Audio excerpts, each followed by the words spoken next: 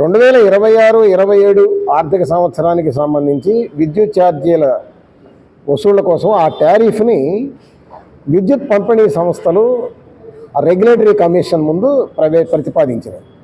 ఆ ప్రతిపాదనలు కనుక పరిశీలిస్తే కొన్ని అంశాలని మనం జాగ్రత్తగా పరిశీలించినట్టయితే ఇది కొన్ని డార్జిలింగ్ న్యూస్ అనేటువంటిగా మనకు కనిపిస్తూ ఉన్నాయి. అందుట్లో ఒకటి స్థానిక సంస్థలకి ఇస్తున్నటువంటి నీరు వాళ్ళు దేనికి వాడతారు? స్థానిక సంస్థలకు విద్యుత్ ప్రధానంగా రెంట్కి వాడతారు. ఎక్కువ వాడేటువంటిది మంచినీరు, స్ట్రీట్ లైటింగ్. సరే, స్ట్రీట్ లైటింగ్ పక్కన పెడితే మంచినీరుకి వీళ్ళు ₹6.65 నుంచి యూనిట్ ₹7.65 వరకు వసూలు చేస్తున్నారు. కానీ గ్రామ పంచాయతీలకు ఎప్పటి నుంచో అసలు ఈ స్థానిక సంస్థలు అన్నిటికి కూడా తగ్గించాలనే డిమాండ్ ఉంది. కానీ ఆ డిమాండ్ని వీళ్ళు మీట్ అవ్వకుండా ఇప్పటికీ అదే రేట్ అనేటువంటి దాన్ని ప్రతిపాదిస్తూ వచ్చారు. ఇప్పుడు లిఫ్ట్ ఇరిగేషన్ దాదాపు రాష్ట్రంలో 1000 దాకా ఉన్నాయి. దీని కింద 20 లక్షల ఎకరాల దాకా మన సాగు అవుతూ ఉన్నాయి. ఈ లిఫ్ట్ ఇరిగేషన్ యొక్క పర్పస్ ఏంటి? యాక్చువల్గా నీటి వసతి లేని ప్రాంతాల్లో నీటి వసతిని కల్పించడం, దాని ద్వారా పంటలు పండించడం. ఈ పంటలు పండించేది ఏదో రైతు ఒక్కడికే లాభం కాదు, దేశానికి ఆహార భద్రత కూడా అవసరం. అది దానికోసమే వాళ్ళు అది ఏర్పాటు చేసేది. అటువంటిది ఆ లిఫ్ట్ ఇరిగేషన్ స్కీమ్స్కి వచ్చేటప్పటికి ₹6.40 నుంచి ₹7.10 దాకా వసూలు చేస్తున్నారు. సరే, ఎంత వసూలు చేస్తున్నారు, బాగానే ఉంది. ఏ ప్రొడక్టివిటీ లేనటువంటివి రిలీజియస్ సంస్థలు ఉన్నాయి, మత సంస్థలకి యూనిట్ ₹5 వసూలు చేస్తున్నారు. అది కూడా హై టెన్షన్ వాడే వాళ్ళకు కూడా ₹5 వసూలు చేస్తున్నారు.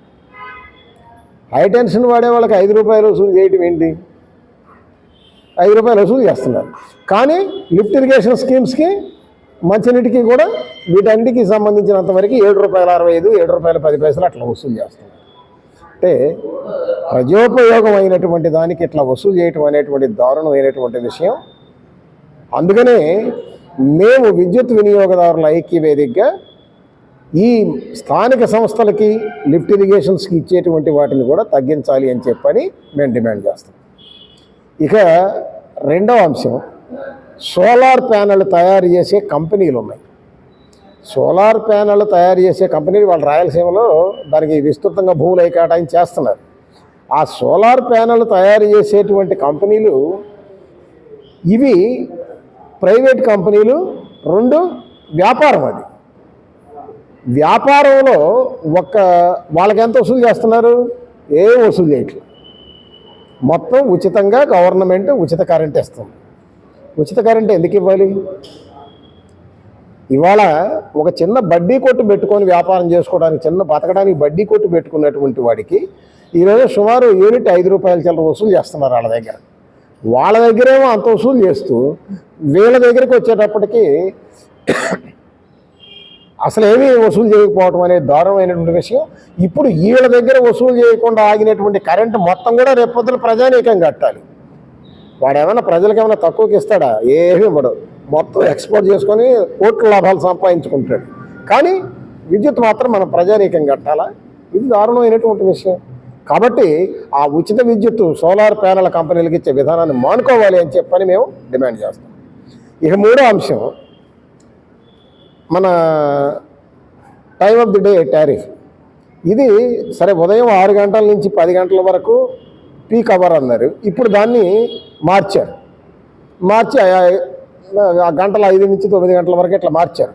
సాయంత్రం కూడా అలాగే మార్చి ఈ మధ్యలో ఉదయం 9 గంటల నుంచి సాయంత్రం 7 గంటల వరకు 10 గంటలు సోలార్ కంపెనీలకి కేటాయించారు. ఇప్పుడు సోలార్ కంపెనీలకు కేటాయించినప్పుడు ఏం జరుగుతుంది? 2 పరిణామాలు ప్రధానంగా జరుగుతాయి. మొదటి పరిణామం ఏంటంటే, ఈ విద్యుత్ సంస్థలు ఇప్పటికే ఒప్పందాలు చేసుకున్నటువంటి థర్మల్ విద్యుత్ సంస్థలు ఉన్నాయి. దాని నుంచి వచ్చేటువంటి విద్యుత్తు అది ఆపేయాలి.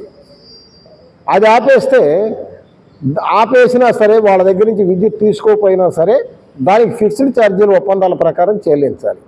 అట్లా మనకి గతంలో 2021 నుంచి 2021-22 నుంచి 24-25 వరకు 3,340 కోట్లు ఆ రకంగా తీసుకోకుండానే చెల్లించారు. ఇప్పుడు కూడా మళ్ళీ దీనికి కేటాయించడం ద్వారా ఈ థర్మల్ స్టేషన్స్ నుంచి వచ్చేటువంటి విద్యుత్తుకి మనం ఈ ఫిక్స్డ్ ఛార్జీలు అనేటువంటి విద్యుత్ తీసుకోకపోయినా సరే చెల్లించాలి. ఇది మొత్తం రేపు పొద్దున మన మీద ఎఫ్ఈపిసిఏ ఛార్జీల పేరుతో వీటి పేరుతో పడుతుంది. కరెంట్ ఛార్జీ కట్టాలి, ప్లస్ ఈ ఛార్జీలు మనకు అదనంగా పడతాయి, ప్రజల మీద పడతాయి. అలాగే రెండోది, ఒకసారి సాయంత్రం వరకు ನೀವು సోలార్ తీసుకున్న తర్వాత నెక్స్ట్ మళ్ళీ కావాల్సిన టైంలో 7 గంటల నుంచి మీకు ఇమీడియట్గా విద్యుత్ కావాలి అని చెప్పానంటే ఇక ఒకసారి ఆగిన తర్వాత ఈ థర్మల్ స్టేషన్ సడన్గా పనిచేయవు. అవి పనిచేయాలంటే టైం తీసుకుంటాయి. ఈ మధ్యకాలంలో ఎక్కడి నుంచి కొనాలి? పవర్ ఎక్స్చేంజ్ నుంచి కొంటారు. పవర్ ఎక్స్చేంజ్ నుంచి హై రేటు పెట్టి షార్ట్ టర్మ్ విద్యుత్ కొంటారు. ఈ విద్యుత్ కొన్న తర్వాత ఇప్పుడు ఈ విద్యుత్కి అదనంగా పెట్టేటువంటి రేట్ అంతా ఎవరిని ఎత్తిన పడుద్ది? మళ్ళీ మన ప్రజలను ఎత్తిన పడుతుంది. కాబట్టి ఇప్పుడు ఈ విధానం మొత్తం చూస్తే ఒకటి, ఇప్పుడు మత సంస్థలకు ఇచ్చేటువంటి దానికి వాళ్ళకి అయ్యేటువంటిది ప్రజలు ఎత్తిన పడుద్ది, వాళ్ళకి ఇస్తున్నటువంటి రాయితీ ప్రజలు ఎత్తిన పడుద్ది. తర్వాత ఈ సోలార్ కంపెనీలకు ఇస్తున్నటువంటి ఉచిత విద్యుత్తు ప్రజలు ఎత్తిన పడుద్ది. తర్వాత ఈ టైమ్ ఆఫ్ ది డే టారిఫ్తో వచ్చేటువంటి స్థిర ఛార్జీలు ప్రజలు ఎత్తిన పడతాయి. అలాగే షార్ట్ టర్మ్ కొనేటువంటిది ప్రజలు ఎత్తిన పడతాయి. టోటల్గా చూసినప్పుడు ఇదంతా ప్రజల ఎత్తిన భారం వేసేటువంటి దానిగా ఇది ఉంది.